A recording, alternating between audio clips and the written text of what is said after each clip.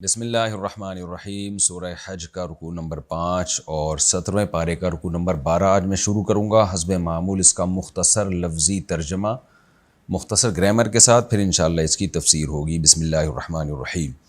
وَلِكُلِّ أُمَّةٍ اور ہر امت کے لیے، جعلنا ہم نے بنایا ہے، منسکن قربانی، یعنی قربانی کا جانور اور قربانی کا حکم۔ منسک اصل میں ہر حکم کو کہتے ہیں، نسک کہتے ہیں یعنی حکم کو، اور مناسک اس کی جمع آتی ہے۔ جیسے حدیث میں آتا ہے نا، خذوا عنی مناسککم، اپنے جو حج کے احکام ہیں وہ مجھ سے سیکھو۔ مناسک حج کا لفظ آپ نے سنا ہوگا، لیکن یہاں مخصوص حکم مراد ہے، وہ ہے قربانی، چونکہ اس سے پہلے آیتوں میں بھی قربانی کا تذکرہ چل رہا ہے، اس کے بعد والی آیتوں میں بھی۔ وَلِكُلِّ أُمَّةٍ جَعَلْنَا مَنْسَكًا، ہر امت کے لیے ہم نے قربانی کا ایک حکم بنایا ہے، یعنی قربانی کے جانور کو متعین کیا ہے تاکہ اس پہ قربانی کریں۔ آگے اس کی حکمت کیا ہے؟ لِيَذْكُرُوا اسْمَ اللَّهِ، تاکہ لوگ اللہ کا نام لیں، عَلَىٰ مَا رَزَقَهُمْ، ان جانوروں پر جو اللہ نے ان کو دیے ہیں، مِن بہیمۃ الانعام، یعنی وہ جانور جو چوپائے ہیں۔ بہیمۃ الانعام کا پہلے میں اس کی ڈیٹیل میں بیان کر چکا ہوں۔ بہائم یعنی جانوروں کو کہا جاتا ہے، انعام چوپایوں کو۔ تو جانور جو چوپائے ہیں، یعنی اور چوپایوں سے بھی مخصوص چوپائے مراد ہیں، 4 قسم کے جانور۔ تو اللہ تعالیٰ کہتے ہیں ہم نے ہر امت کے لیے یہ مخصوص قسم کے جانور قربانی کے لیے بنائے ہیں، تاکہ یہ لوگ ان جانوروں پر جو اللہ نے ان کو بطور رزق کے دیے ہیں ان پر اللہ کا نام لیں۔ فَإِلَٰهُكُمْ إِلَٰهٌ وَاحِدٌ، پس تمہارا معبود ایک ہی معبود ہے۔ فَلَهُ أَسْلِمُوا، اسی کے لیے فرما بردار بنو۔ اسلم یسلم، اسلامن کا معنی اپنے آپ کو سپرد کر دینا، یعنی اسی کے سپرد رکھو اپنے آپ کو۔ وَبَشِّرِ الْمُخْبِتِينَ، اور اے نبی آپ خوشخبری سنا دیجئے سر جھکانے والوں کو۔ اخبات کا معنی ہوتا ہے اخبتوا الی ربہم، پہلے یہ لفظ گزر چکا ہے، کسی کے سامنے سر جھکا لینا، مکمل اپنے آپ کو اس کے حوالے کر دینا۔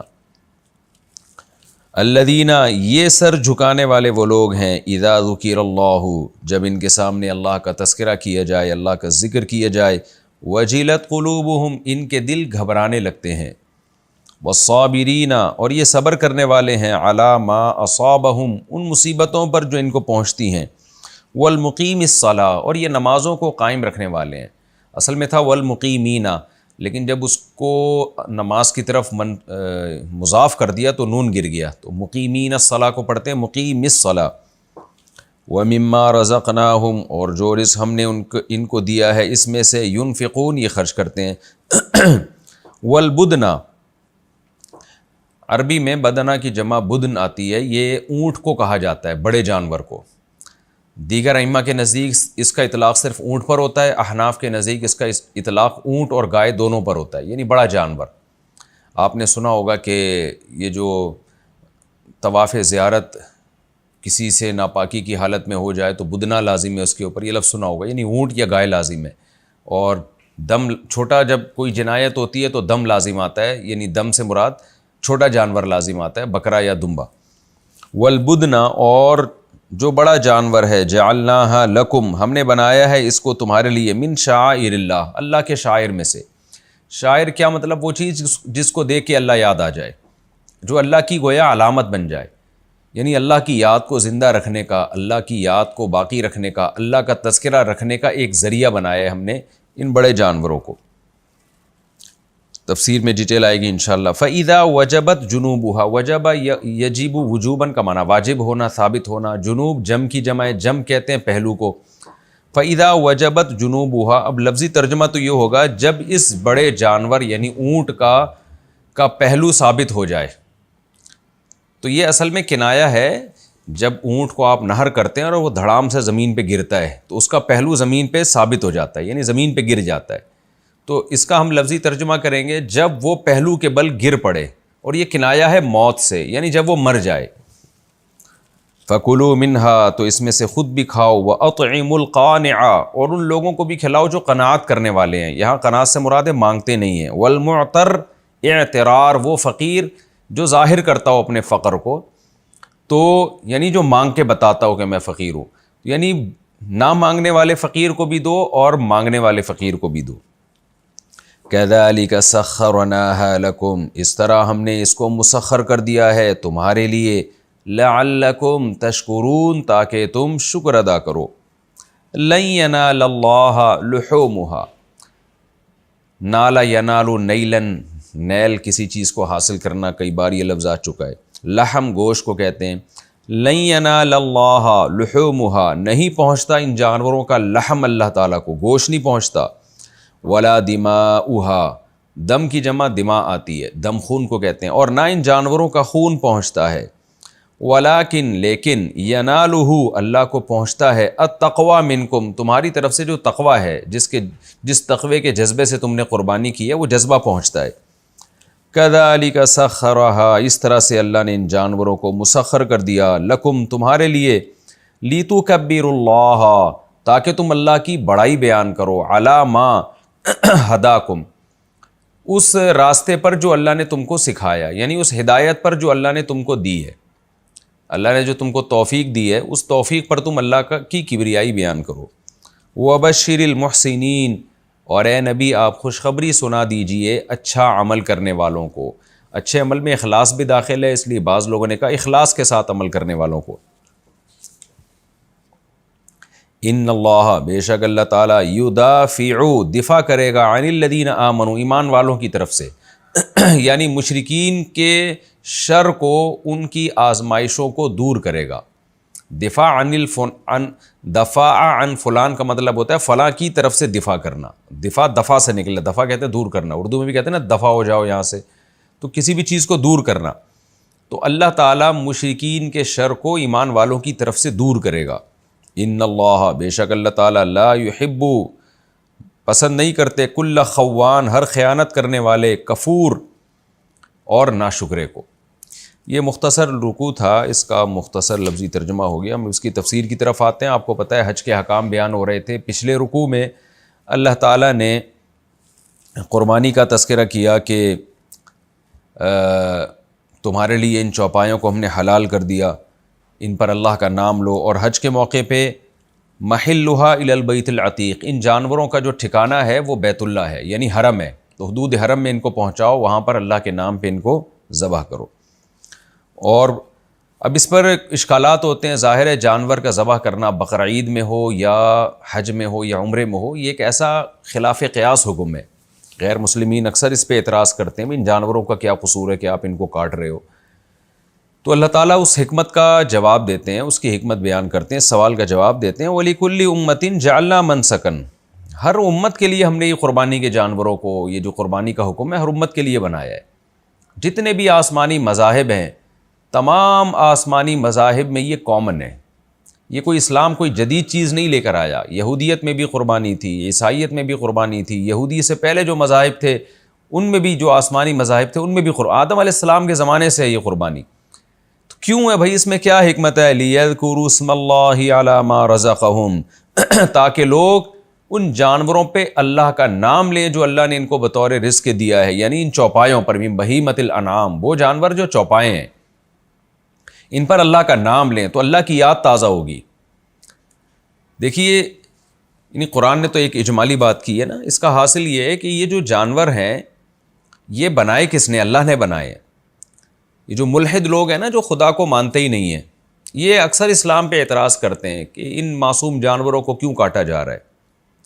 حالانکہ سوال ان سے بنتا ہے، سوال یہ بنتا ہے کہ جتنا آپ کو دنیا میں زندہ رہنے کا حق ہے عقلی لحاظ سے دیکھا جائے، تو جانوروں کو بھی اتنا ہی حق ہے دنیا میں زندہ رہنے کا۔ تو سوال آپ سے ہے کہ آپ گوشت کھانے کے لیے بھی جانور کو کیوں کاٹتے ہیں؟ نہیں، آپ کے لیے تو جانور کاٹنا لیگل ہونا ہی نہیں چاہیے نا، اس کو بھی اتنا زندہ رہنے کا حق ہے جتنا آپ کو ہے۔ اگر آپ یہ کہتے ہیں کہ جنگل میں بڑے جانور چھوٹے جانور کو کھا جاتے ہیں تو ہم بھی کھا جائیں گے، تو بھائی جانوروں میں تو اللہ نے عقل نہیں دی ہے نا، اس لیے وہ ظلم کرتے ہیں۔ انسان کے پاس تو کھانے کے 20 طریقے ہیں۔ جو ویجیٹیرین ہیں، جو سبزی کھانے والے لوگ ہیں، کیا وہ زندہ نہیں رہتے؟ ان کی تو عمریں 100 سال ہوتی ہیں، 90 سال ہوتے ہیں، آپ ہندوؤں میں دیکھ لیں۔ تو آپ گوشت کس بیس پہ کھاتے ہیں؟ تو عقل کے لحاظ سے اگر فیصلہ کیا جائے نا، تو گوشت کھانے کے لیے بھی جانور کاٹنے کی انسان کو اجازت نہیں ہونی چاہیے کہ بھئی آپ اپنی بہت زیادہ آپ عقل کو استعمال کریں تو اس کی گنجائش ہونی چاہیے کہ کوئی انسان بھوک سے مر رہا ہو تو وہ اپنی جان بچانے کے لیے جانور کو مار دے. بہت زیادہ آپ تعویلات اگر کریں نا تو کہ بھئی انسان کیونکہ زیادہ ذہین ہے اور سمجھدار ہے تو وہ جانور کی جان لے سکتا ہے اپنی جان بچانے کے لیے. بہت زیادہ آپ تعویلات کریں، ورنہ تو اصل اصول کے لحاظ سے یہ بھی غلط ہے کہ انسان ذہین ہونے سے کیا ہے. بھئی وہ بھی اتفاق سے پیدا ہوا، گدھے گھوڑے بھی، آپ بھی اتفاق سے پیدا ہو گئے. نظریہ ارتقاء کا کہ آپ نتیجے ہو تو سب اتفاق ہے. تو آپ کو جب ایک عقل ملی ہوئی ہے تو آپ اپنی جان بچانے کے لیے دوسرے کو کیوں مار رہے ہو؟ جیسے ایک انسان اپنی جان بچانے کے لیے دوسرے انسان کو نہیں مار سکتا اس لیے کہ دونوں کو زندہ رہنے کا برابر کا حق ہے، تو یہی اصول اپلائی ہوتا ہے انسان اور جانوروں پر بھی. انسان اپنی جان بچانے کے لیے اسی اصول کے تحت جانور کو بھی نہیں مار سکتا کیونکہ دونوں کو زندہ رہنے کا برابر حق ہے. لیکن ہم پھر بھی تعویل کر لیتے ہیں، ہم کہتے ہیں چلو جی جب دونوں کی موت پہ بنے گی تو پھر انسان کو فضیلت ہے کہ وہ زندہ رہے اور جانور کو مار لے. لیکن زبان کے چٹخارے کے لیے اور کباب برگر کھانے کے لیے پھر مارنا کہاں سے حلال ہو گیا؟ کروڑوں کا بزنس کرنے کے لیے جو میکڈونلڈ والے کر رہے ہیں اور دوسرے KFC کے برگر کی جو کمپنیاں ہیں وہ لوگ کر رہے ہیں، ان کے لیے کہاں سے حلال ہو گیا؟ تو اصولی طور پر عقل سے اگر آپ دیکھتے ہیں تو جانور کاٹنا جائز ہونا ہی نہیں چاہیے، ظلم ہے یہ. ہم کیوں کاٹتے ہیں؟ اس لیے کہ ہم قرآن پر ایمان رکھتے ہیں اور ہمارا یہ عقیدہ ہے کہ خدا کی یہ کائنات ہے، خدا جو چاہے اس میں حکم دے سکتا ہے. تو خدا نے ہمیں اجازت دی ہے کہ ان جانوروں کو کاٹ سکتے ہو اور ان کو میں نے تمہارے لیے بنایا ہے. تو جب اس اللہ نے اجازت دی ہے تو اس کی ملکیت میں ہیں یہ سب چیزیں. اب اگر ہم اس کی پرمیشن سے کاٹیں گے تو یہ ظلم نہیں ہوگا. اب یہ ظلم نہیں ہوگا کیونکہ جس نے بنایا ہے وہ ویسے بھی تو موت دے سکتا ہے نا، وہ تو صبح شام زندگی بھی دیتا ہے، موت بھی دیتا ہے. تو اس نے ہمارے ہاتھوں کہہ دیا کہ تم ذبح کرو اس کو، تمہارے ہاتھوں اس کی موت ہے اور تمہارے فائدے کے لیے میں کہہ رہا ہوں. تو جو اسلام کو، یہودیت کو یا عیسائیت کو فالو کرتے ہیں ان کے پاس تو ایک دلیل ہے کہ خدا نے ہمیں آسمانی کتابوں میں اجازت دی اور ہمارا ایمان ہے کہ یہ خدا کی نازل کردہ کتاب ہے اور اس پر ہمارے پاس دلائل ہے. تو اب یہ فلسفہ آپ کی سمجھ میں آئے گا نا تو پھر یہ بات خود بخود سمجھ میں آئے گی کہ پھر اللہ جیسے انسانوں کی خوراک کے لیے ان کو اجازت دیتا ہے ان جانوروں کو کاٹ سکتے ہو، اللہ اپنی یاد تازہ رکھنے کے لیے بھی آرڈر دے سکتا ہے کہ تم قربانی دو، ان جانوروں کو کاٹو، یہ بتانے کے لیے کہ جب خدا حکم دے گا تو ہمیں گوشت کی ضرورت نہ بھی ہو ہم پھر بھی کاٹیں گے ان کو، اس لیے کہ ہم اللہ کے حکم کے سامنے اپنے سر کو جھکانے والے لوگ ہیں. وبشر المخبتین میں یہی اشارہ ہے، آگے آ رہا ہے لیکن جو سر کو جھکاتے ہیں ان کو خوشخبری سنا دیں.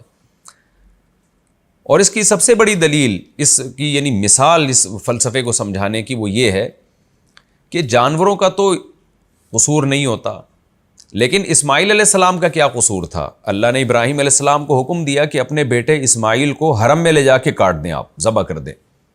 جو لبرل لوگ ہیں جو خدا کو نہیں مانتے ان کے نزدیک تو 100% ظلم ہے یہ کہ باپ اپنے 7 سال کے معصوم بچے کو ذبح کر رہے اپنے ہاتھوں سے.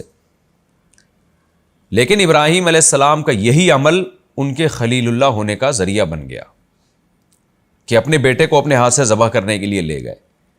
وجہ کیا ہے بھائی؟ ایک انسان جب کسی انسان کو حکم دیتا ہے کہ اس بچے کو کاٹ ڈالو تو آپ کے لیے اجازت نہیں ہے. ریاست اگر آپ کو حکم دے گی اس بچے کو کاٹ ڈالو، آپ کے لیے اجازت نہیں ہے اس کی.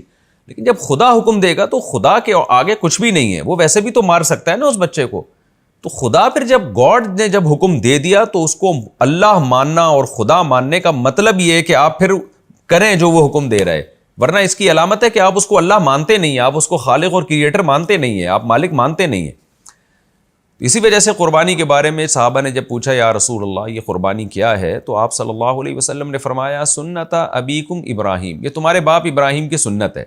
یعنی ابراہیم نے تو اللہ کے سامنے کوئی اشکال نہیں کیا، اللہ نے کہا کہ بیٹے کو کاٹ ڈالو، ابراہیم نے کہا کاٹ ڈالوں گا اور بیٹا بھی تیار ہو گیا. تو اسی کو یاد تازہ کرانے کے لیے جانوروں کو ذبح کیا جاتا ہے کہ ہمیں ان پہ بھی ترس آتا ہے. ہمارا دل نہیں کرتا ان جانوروں کے گلے پہ چھری چلائیں، ہمارا دل نہیں کرتا اس کو نہر کریں. ابھی ایک صاحب آئے، اونٹ پالا ہوا تھا، ان کو اتنی محبت ہو گئی، کہتے ہیں جس دن میں قربانی والے دن اس کو ذبح کر رہا تھا، نہر کر رہا تھا، میں نے کہا اللہ اگر تیرا حکم نہ ہوتا میں اس کو کبھی نہر نہ کرتا. تو نے مجھ سے قربانی مانگی ہے کہ اپنی محبوب چیز اور اللہ کا حکم، تو اللہ کا حکم زیادہ محبوب ہے، یہ مخلوق زیادہ محبوب ہے.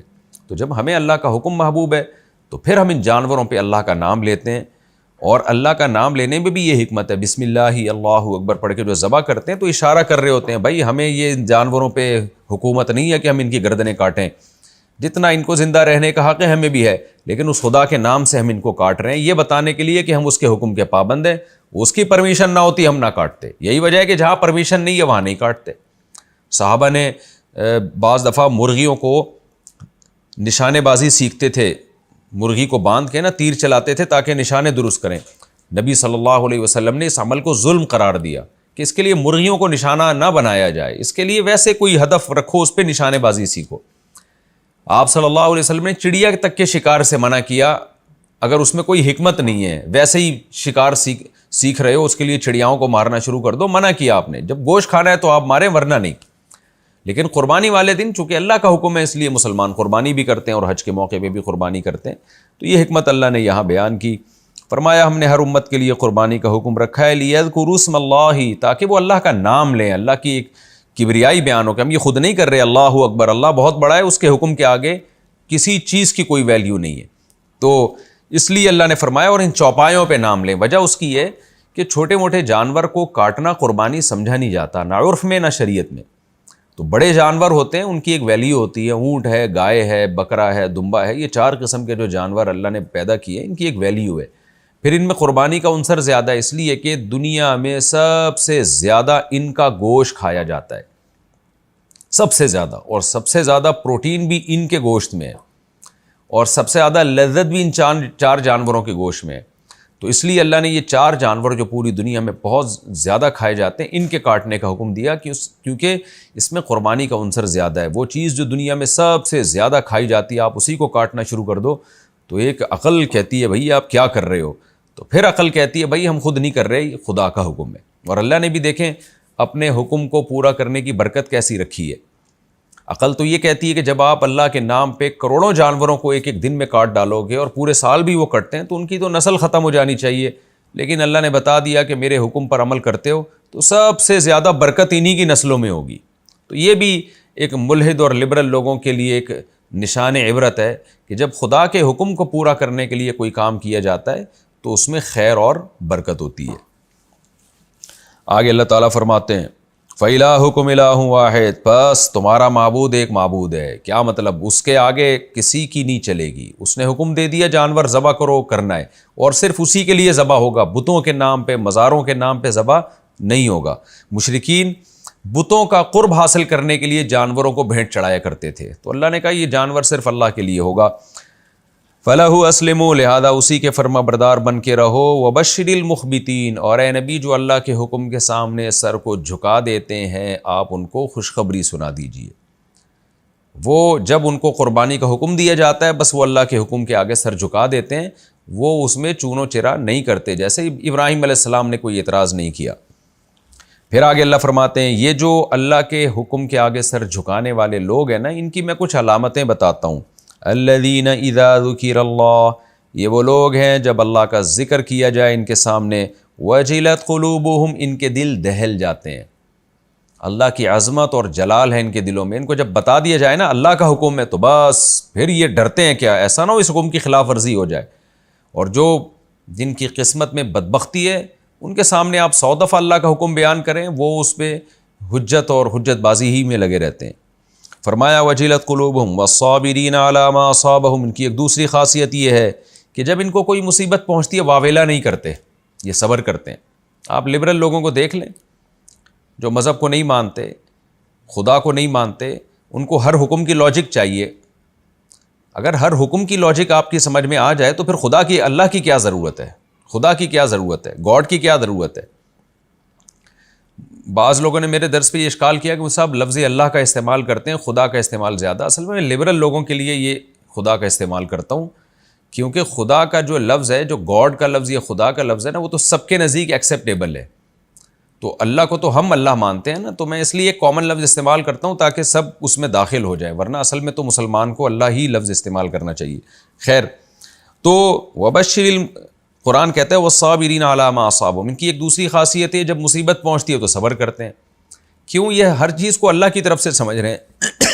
اور آپ دیکھیں جو خدا اللہ کو نہیں مانتے وہ کیا کرتے ہیں، وہ ہر چیز کی ان کو لاجک چاہیے، تو جب ہر چیز کی لاجک ہی سے حکم وضع کرنا ہے تو پھر اللہ کی کیا ضرورت ہے، پھر تو انسان خود بیٹھ کے قانون سازی کر لینا۔ فرمایا والمقیم الصلاۃ، اور یہ نمازوں کو قائم کرتے ہیں، ومما رزقناہم ينفقون، اور چوتھی علامت ان کی یہ ہے کہ جو رزق ہم نے ان کو دیا ہے اس میں اللہ کی راہ میں خرچ کرتے رہتے ہیں، ان کی عادت ہے خرچ کرنے کی۔ تو جو مذہب کو نہیں مانتے ان کے اندر چار خرابیاں پائی جاتی ہیں۔ جب ان کے سامنے اللہ کا ذکر کیا جائے ان پہ کوئی فرق نہیں پڑتا۔ نمبر 2، مصیبتوں میں صبر نہیں کرتے، ڈپریشن میں، اسٹریس میں، خودکشیوں کی طرف جاتے ہیں۔ دیکھ لو غیر مسلموں میں خودکشیوں کا ریشو کتنا زیادہ ہے۔ نمبر 3، نمازوں کو قائم نہیں کرتے۔ نمبر 4، جو رزق ہم نے دیا اس میں سے خرچ نہیں کرتے۔ اور یہ حقیقت ہے، آپ کو دنیا میں جو مذہب کو فالو کرنے والے لوگ ہیں ان میں سخاوت کا عنصر ان لوگوں سے کئی گنا زیادہ نظر آئے گا جو مذہب کو فالو نہیں کرتے۔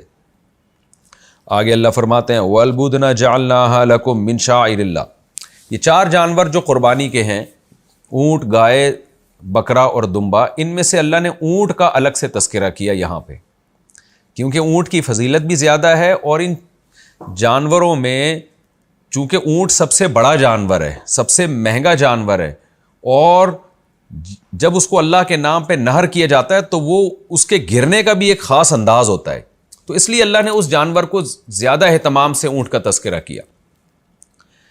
میں نے بتایا نا، چھوٹے جانور آپ مرغی ذبح کریں وہ قربانی نہیں ہوتی، کیونکہ چھوٹا جانور ہے نا، اس میں شاعر اللہ کا اظہار نہیں ہے، ایک دین کی عظمت کا اظہار نہیں ہے۔ دین کی عظمت کا اظہار اس جانور میں ہوگا جس کا ایک حجم ہو، جس کی ایک قیمت ہو، ایک ویلیو ہو۔ تو وہ دمبے سے شروع ہوتی ہے، دمبا، بکرا، پھر گائے، اور پھر سب سے بڑا جانور اونٹ ہے۔ تو اس لیے اللہ نے یہاں اونٹ کا تذکرہ کیا۔ مقصد صرف اونٹ نہیں ہے، مقصد تمام جانور ہیں، لیکن اونٹ کا تذکرہ اس لیے کیا۔ ضمن میں گائے بھی اونٹ کے ضمن میں آتی ہے، لیکن اسپیشل اونٹ کو ہائی لائٹ کیا جا رہا ہے کیونکہ اس میں شاعر اللہ کا عنصر سب سے زیادہ ہے۔ اسی آیت سے بعض علماء نے استدلال کیا ہے کہ بقرعید کی قربانی میں اور حج کے موقع پہ بھی قربانی کرنا چاہے تو اونٹ کی فضیلت سب سے زیادہ ہے۔ ایک تو اس لیے بھی کہ نبی صلی اللہ علیہ وسلم نے اونٹ، خاص طور پہ حج کے موقع پہ آپ صلی اللہ علیہ وسلم نے 100 اونٹ نہر کیے، اور اس لیے بھی کہ وہ مہنگا زیادہ ہے، اس لیے بھی کہ اس میں گوشت زیادہ ہے، اس لیے بھی کہ اس کا حجم زیادہ ہے، اس لیے بھی کہ وہ 5 سال میں قربانی کے قابل ہوتا ہے، جبکہ گائے 2 سال میں، اور بکرا 1 سال میں، اور دمبا بعض دفعہ 6 مہینے میں ہی قربانی کے لائق ہو جاتے ہیں۔ تو اونٹ کو ٹائم لگتا ہے۔ فرمایا والبدنا، اور جو اونٹ ہے، جعلناها لکم من شعائر اللہ، ہم نے اس کو تمہارے لیے اللہ کے شاعر میں سے بنایا، یعنی یہ بھی ایک ایسا جانور ہے جس کو دیکھ کے، جس کی قربانی کو دیکھ کے اللہ کی یاد تازہ ہوتی ہے۔ شاعر اللہ کا مطلب یہاں یہ ہے کہ اس کی قربانی شاعر اللہ میں سے ہے، کہ اتنے بڑے بڑے جانور جو ہمارے لیے مسخر کیے، ہم ان کو اللہ کے نام پہ جب کاٹتے ہیں تو یہ اللہ کی یاد تازہ ہوتی ہے اس سے، کیونکہ اللہ کے حکم پہ آپ اتنے مال کو ہلاک کر رہے ہو، اللہ کا نام اس سے زندہ رہتا ہے۔ لکم فیہا خیر، اس میں تمہارے لیے خیر ہے۔ تو ان جانوروں میں ہمارے لیے خیر ہے، یقیناً دنیاوی خیر بھی، اخروی خیر بھی۔ آخرت کی خیر کیا ہے؟ ان کو ہم ذبح کر کے اللہ کا قرب حاصل کرتے ہیں، ہر بال کے بدلے میں نیکی۔ اور دنیا کی خیر کیا ہے؟ اس سے ہمیں گوشت کھانے کو ملتا ہے، غریبوں کو گوشت کھانے کو ملتا ہے، اس سے جو دیہات کے زمیندار لوگ ہیں ان کی تجارت ترقی کرتی ہے۔ کتنے لوگ ہیں جو قربانی کے جانور پالتے ہیں، پورے سال پھر ان کو بیچ کے نا پورے سال ان کی گھر بیٹھے آمدن آتی ہے، اس میں تجارت بہت ہے، غریب آدمی کا بزنس ہے اس میں۔ تو اللہ فرماتے ہیں 20 قسم کی مسلم قوم کو اس سے ہم خیریں عطا کرتے ہیں جس سے غیر مسلم محروم ہے۔ فَاذْكُرُوا اسْمَ اللَّهِ عَلَيْهَا، پس اللہ کا نام لو اس بدنا پہ، صواف، صافۃ کی جمع ہے، صف کہتے ہیں صف بستہ بنا کے کھڑے ہونا، تو یہاں مراد ہے کھڑے ہونا، یعنی اس حال میں ان پر تم اللہ کا نام لو کہ یہ کھڑے ہوئے ہوں۔ تو اونٹ کو چونکہ افضل یہی ہے کہ اس حال میں نہر کیا جائے کہ وہ کھڑا ہوا ہو، یہ افضل طریقہ ہے، تو اس لیے اللہ نے فرمایا کہ اس حال میں اس پر اللہ کا نام لو کہ یہ کھڑا ہوا ہو، یعنی اس میں شاعر اللہ زیادہ ہے۔ تبھی علماء کا اجماع ہے کہ اونٹ کو نہر کرنا افضل ہے، کھڑے کھڑے آپ اس کو ذبح کریں گے تو اس میں شاعر اللہ کا اظہار زیادہ ہے، اللہ کے نام پہ اس کو نہر کیا جاتا ہے، وہ دھڑام سے گرتا ہے زمین کی طرف، تو اس میں ہر لحاظ سے افضل اس لیے کہ نمبر 1 ذبح کرنے والے کے لیے آسانی، ورنہ آپ گائے کو دیکھیں نا، چاروں ٹانگیں باندھی جاتی ہیں، اس کو گرایا جاتا ہے، ٹائم لگتا ہے، اس میں جانور کو بھی زیادہ تکلیف، انسانوں کو بھی تکلیف۔ جبکہ اونٹ کو آپ سنت عمل یہ ہے کہ ایک ٹانگ اس کی باندھ دی جائے، اگلی والی دونوں میں سے دائیں یا بائیں میں سے ایک باندھ دی جائے تاکہ وہ زیادہ دور بھاگ نہ سکے، تو آپ اس کو کھڑے کھڑے نہر کریں گے، اس میں نہر کرنے والے کے لیے آسانی ہے، جانور کو بھی کم سے کم تکلیف ہے، کیونکہ جب اس کے یہاں نرم جگہ پہ چھرا مارا جاتا ہے نا تو ایک دم بلڈ پورا جو ہے وہ طاقت اور قوت کے ساتھ اس کا نکلتا ہے، تو جتنی جلدی جسم سے خون نکلے گا اتنی جلدی جانور کو تکلیف کا احساس کم سے کم ہوگا، کیونکہ خون جسم میں ہے تو احساسات ہیں، جیسے ہی خون نکل گیا احساسات ختم ہو گئے، تو جانور کو بھی اس میں کم تکلیف ہے، اور انسان کے لیے نہر کرنا بھی آسان ہے، اور خون بھی زیادہ نکلتا ہے نہر کے نتیجے میں۔ تو قربانی کا جانور ذبح جو ہم نے کرنے کا حکم ہے، اس کا ایک بڑا مقصد یہ بھی ہے کہ خون اور گوشت الگ ہو جائے، یعنی گوشت جو ہے یہ خون سے بالکل پاک اور صاف ہو جائے۔ اس لیے نے فرمایا تم اس پر اللہ کا نام لو اس حال میں کہ یہ کھڑے ہوئے ہوں۔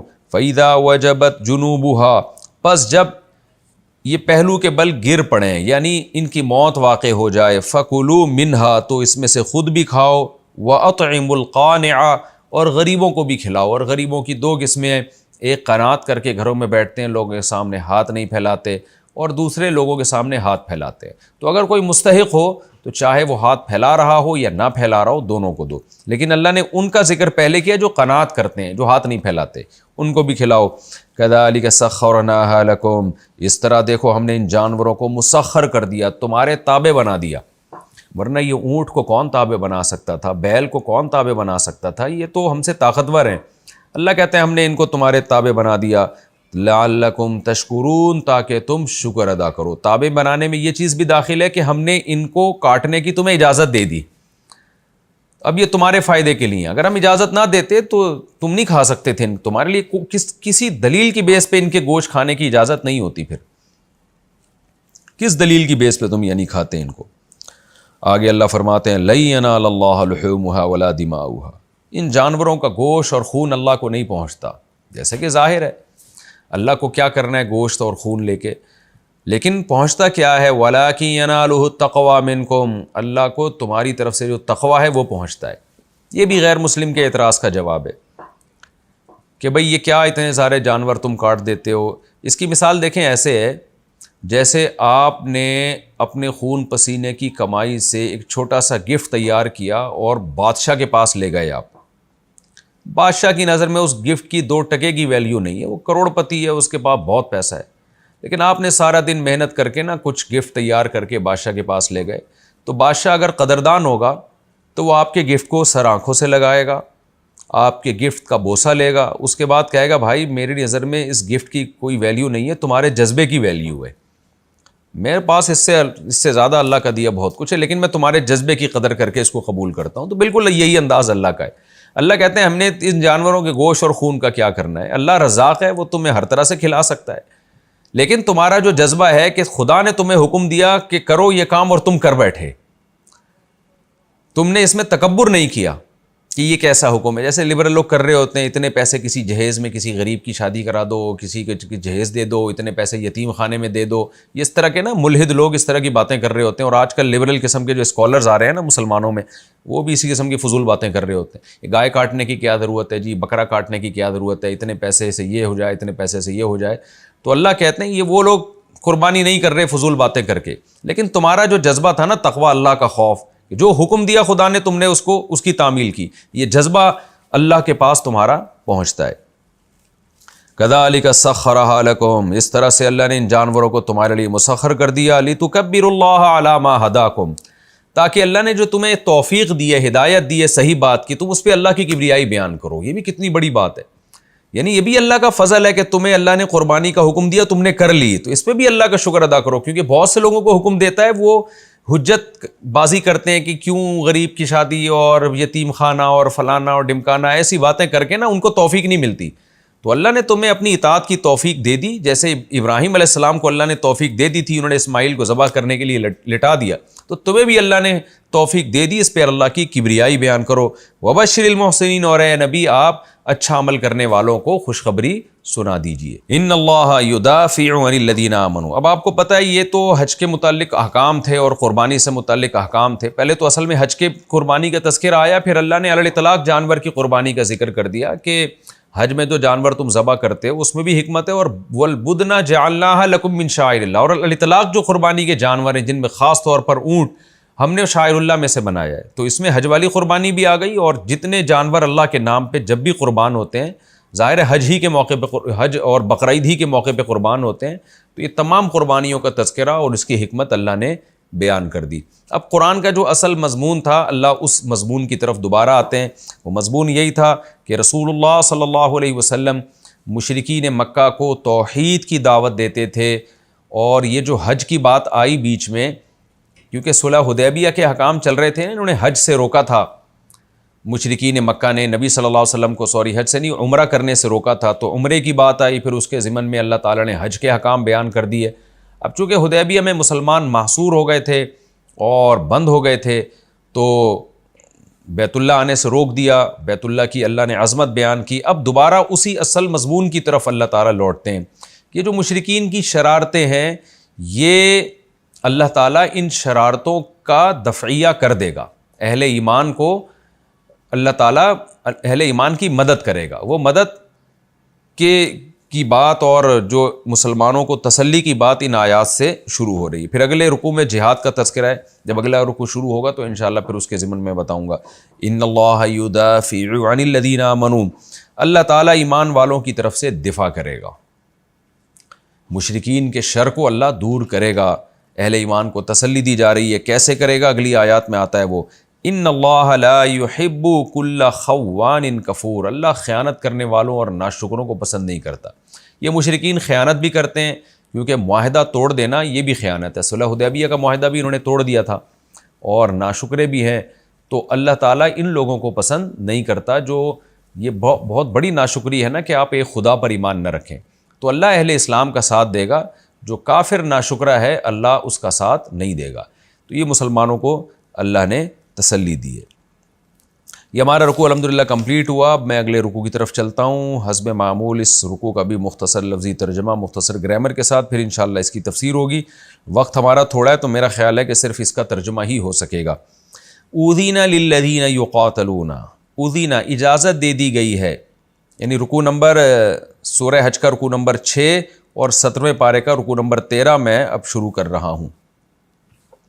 اذین للذین یقاتلون، اجازت دے دی گئی ہے، اذین یأذن کا معنی اجازت دینا، اذین اجازت دے دی گئی، پیسو وائس، للذین ان لوگوں کو، یقاتلون جن سے قتال کیا گیا، یعنی مسلمانوں سے مشرکین نے قتال کیا نا، تو ان مسلمانوں کو اجازت دے دی گئی ہے، بِأَنَّهُمْ ظُلِمُوا، بسبب اس بات کے کہ ان پر ظلم کیا گیا ہے، یعنی مسلمانوں کو اجازت دے دی گئی ہے۔ کس چیز کی اجازت دے دی گئی ہے؟ یہ چونکہ واضح تھا اس لیے بیان نہیں کیا گیا، یعنی ان کو بھی قتال کی اجازت دے دی گئی ہے۔ تو اذن للذین یقاتلون، ان لوگوں کو اجازت دے دی گئی ہے جن سے قتال کیا جا رہا ہے، یعنی مشرکین ان پر حملے کر رہے ہیں، تو ان مسلمانوں کو بھی اجازت دے دی گئی ہے کس چیز کی؟ قتال کی، للقتال، یہ یہاں محذوف ہے۔ کیوں اجازت دے دی گئی ہے؟ بِأَنَّهُمْ ظُلِمُوا، بسبب اس بات کے کہ ان پہ ظلم کیا گیا ہے۔ وَإِنَّ اللَّهَ عَلَىٰ نَصْرِهِمْ لَقَدِيرٌ، اور بے شک اللہ ان کی مدد پر قدرت رکھتا ہے، یعنی اللہ نے بتا دیا کہ اللہ ایمان والوں کی اب قتال کی اجازت دے دی اور مدد بھی کرے گا۔ الذین، یہ وہ ایمان والے لوگ ہیں جن کو قتال کی اجازت دی جا رہی ہے، اخرجوا من دیارہم، جن کو اپنے گھروں سے نکالا گیا ہے، بغیر حق، بغیر حق کے، یعنی ناحق نکالا گیا ہے، الا ان یقولوا، سوائے اس بات کے کہ یہ کہا کرتے تھے، ربنا اللہ، کہ ہمارا رب اللہ ہے، یعنی صرف اس بات پہ ان کو نکالا گیا ہے۔ ولولا دفع اللہ الناس بعضهم ببعض، اور اگر اللہ کا، ولولا کا معنی کیا ہوتا ہے؟ یہ بات نہ ہوتی، اگر یہ بات نہ ہوتی، کیا بات نہ ہوتی؟ دفع اللہ الناس، کہ اللہ تعالیٰ دفع کرتا لوگوں کو، بعضهم ببعض، ان میں سے بعض کو بعض کے ذریعے، یعنی اگر یہ بات نہ ہوتی کہ اللہ بعض کو بعض کے ذریعے دفع کرتا، دفع کرنے سے مراد ہے لڑائی کے ذریعے، یعنی اللہ جب لوگوں کو اجازت دیتا ہے قتال کی، تو گویا اللہ ایک قوم کی تلوار کو دوسرے کی تلوار کے ذریعے دفع کرتا ہے، یعنی لڑوا کے اللہ ایک قوم کے شر کو ختم کرواتا ہے۔ تو یہ بات اگر نہ ہوتی تو پھر نتیجہ کیا نکلتا؟ لہدم الصوامع، برباد کر دیے جاتے عیسائیوں کے گرجا گھر۔ صومعہ کہتے ہیں جو راہب لوگ ہوا کرتے تھے نا، عبادت گزار، جو عبادت خانہ بنائے کرتے تھے جس میں بیٹھ کے اللہ اللہ کرتے تھے، اس کو صومعہ، جس کی جمع صوامع، اور بیعہ کی جمع، بیعہ چرچ کو کہتے ہیں جو عام عبادت گاہ ہوتی ہے عیسائیوں کی۔ صلوات، یہ یہودیوں کا عبادت گاہ، اس کو عربی میں صلوات کہا جاتا ہے، اور مساجد مسلمانوں کی مسجدیں۔ تو اللہ تعالیٰ فرماتے ہیں، اب ترجمہ دیں، ہدمت کا معنی ہدم، ہدم کہتے ہیں نا گرا دینا، اور حدم یحدب کا معنی اور زیادہ مضبوطی سے گرا دینا، ہدمت تباہ و برباد کر دیا جانا، ہدمت یعنی پیسو وائس ہے، فعل مجہول ہے۔ اب آپ دیکھیں ترجمہ دوبارہ سمجھیں، اگر یہ بات نہ ہوتی دفع اللہ الناس بعضهم ببعض، کہ اللہ بعضوں کو بعض کے ذریعے دفع کرتا، یعنی اللہ تعالیٰ لوگوں کو لڑائی کی اجازت دے کے کرتا یہ ہے کہ ایک قوم کو دوسری قوم کے شر سے بچاتا ہے، تو اگر اللہ یہ بات نہ ہوتی، یعنی اللہ اس کی لوگوں کو پرمیشن ہی نہ دیتا کہ لڑو اور صرف امن ہی سے رہنے کا حکم دیتا، تو پھر نتیجہ کیا نکلتا؟ لہدم الصوامع، کہ نہ عیسائیوں کے چرچ میں نہ راہبوں کی عبادت گاہیں محفوظ رہتی، وبیع، اور نہ چرچ محفوظ رہتے، وہ بھی تباہ و برباد کر دیے جاتے۔ یعنی جو لبرل لوگ ہیں نا، جو مذہب کے ہمیشہ سے مخالف رہے ہیں، وہ زمین پہ اللہ کی عبادت ہونے ہی نہیں دیتے، وہ آتے اور بموں کے استعمال اور تلواروں کے استعمال سے دنیا کو تہس نہس کر دیتے۔ تو اللہ نے لڑنے کی اجازت مذہبی لوگوں کو ہمیشہ سے دی ہے تاکہ ان عبادت گاہوں کی حفاظت ہو۔ تفسیر میں اس کی مزید ڈیٹیل آئے گی، ابھی تو اتنی تفسیر ترجمہ سمجھانے کے لیے ضروری تھی، اس لیے میں نے کی۔ ومساجد، اور مسجدیں بھی تباہ کر دی جاتی، وہ مسجدیں یذکر فیہا اسم اللہ کثیرا، جن مسجدوں میں اللہ کا کثرت سے نام لیا جاتا ہے۔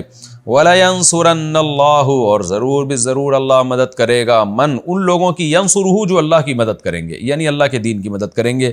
ان اللہ لقوی عزیز، بے شک اللہ طاقتور اور غالب ہے۔ الذین ان مکناہم فی الارض، یہ وہ لوگ ہیں جن کو اللہ جب غالب کرے گا، یہ وہ لوگ ہیں ان مکناہم، مکن یمکن تمکینا کا معنی ٹھکانہ دینا، کہ اگر ہم ان کو زمین میں ٹھکانہ دے دیں، اقاموا الصلاۃ، یہ نماز قائم کریں، وآتوا الزکاۃ، یہ زکوٰۃ دیں، وامروا بالمعروف، نیکی کا حکم دیں، ونہوا عن المنکر، برائی سے روکیں، وللہ عاقبۃ الامور، اور ہر امر کا انجام اللہ کے ہاتھ میں، للہ، اللہ کے اختیار میں۔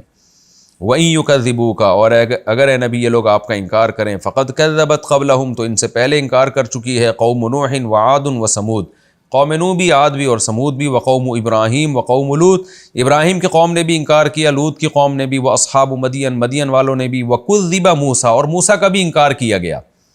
فَأَمْلَيْتُ لِلْكَافِرِينَ، تو کافروں کو میں نے مہلت دی، املا یملی، املان کا معنی مہلت دینا، ثم اخذتهم، پھر میں نے ان کو پکڑا، فکیف کان نکیر، نکیر بھی کہتے ہیں عذاب کو، نکیر سے یہاں تھا اصل میں نکیری، یا کو حذف کر دیا، تو کیسا ہوا میری پکڑ کیسی ہوئی؟ فکأی من قریۃ، پس کتنی ہی بستیاں ایسی ہیں، اہلکناہا، جن کو ہم نے ہلاک کیا، وہی ظالمۃ، جبکہ وہ ظالم تھیں، فہی خاویۃ علی عروشہا، پس وہ اوندھی پڑی ہیں اپنی چھتوں کے بل، عرش چھت کو کہتے ہیں، عروش اس کی جمع، یعنی اپنی چھتوں کے بل وہ بستیاں اوندھی پڑی ہیں۔ وَبِئْرٍ مُعَطَّلَةٍ، اور کتنے ہی کنویں ایسے ہیں جو معطل ہو چکے ہیں، وَقَصْرٍ، اور کتنے ہی محلات ایسے مشید جو مضبوط تھے، چونے اور قلعی سے ان کو مضبوط کیا گیا تھا، وہ بھی کیسے تباہ و برباد ہوئے۔ افلم یسیروا فی الارض، تو کیا یہ زمین میں چلتے پھرتے نہیں ہیں، فتکون لہم قلوب، کہ پھر ان کے دل ہوتے، یعقلون بہا، جن سے یہ سمجھتے، او آذان، یا ان کے کان ہوتے، یسمعون بہا، جن سے یہ سنتے، فإنہا، یہاں ضمیر شان کہلاتی ہے، پس بات یہ ہے، لا تعمل ابصار، آنکھیں اندھی نہیں ہوتی، ولکن تعمل قلوب، وہ دل اندھے ہو جاتے ہیں، التی فی الصدور، جو سینوں میں چھپے ہوئے ہیں، ویستعجلونک بالعذاب، اور یہ عذاب کی جلدی کرتے ہیں، ولن یخلف اللہ وعدہ، اللہ ہرگز اپنے وعدے کی خلاف ورزی نہیں کرے گا، وان یوم عند ربک، اور تیرے رب کے نزدیک ایک دن، کألف سنۃ، 1000 سال کے برابر ہوگا، مما، ان دنوں کے حساب سے، تعدون، جو تم شمار کرتے ہو، عد یعد کا معنی شمار کرنا، جو دن تم دنیا میں شمار کرتے ہو اس حساب سے 1000 سال کا ہوگا۔ وَكَأَيٍّ مِّن قَرْيَةٍ، اور کتنی ہی بستیاں ایسی ہیں، أَمْلَيْتُ لَهَا، جن کو میں نے مہلت دی، وَهِيَ ظَالِمَةٌ، جبکہ وہ ظالم تھیں، ثُمَّ أَخَذْتُهَا، پھر میں نے ان بستیوں کو پکڑا، وَإِلَيَّ الْمَصِيرُ، اور میری ہی طرف لوٹ کر آنا ہے۔ تو یہ ہمارے سورہ حج کا رکوع نمبر 6 اور 13 جو ہے، اس کا لفظی ترجمہ ہو گیا مختصر گرامر کے ساتھ۔ میں اب انشاءاللہ اگلے ایپیسوڈ میں سورہ حج کا رکوع نمبر 6 اور 17ویں پارے کا رکوع نمبر 13 اس کی تفسیر شروع کروں گا انشاءاللہ۔ اللہ تعالیٰ سمجھنے کی، عمل کی توفیق عطا فرمائے۔ وما علینا الا البلاغ۔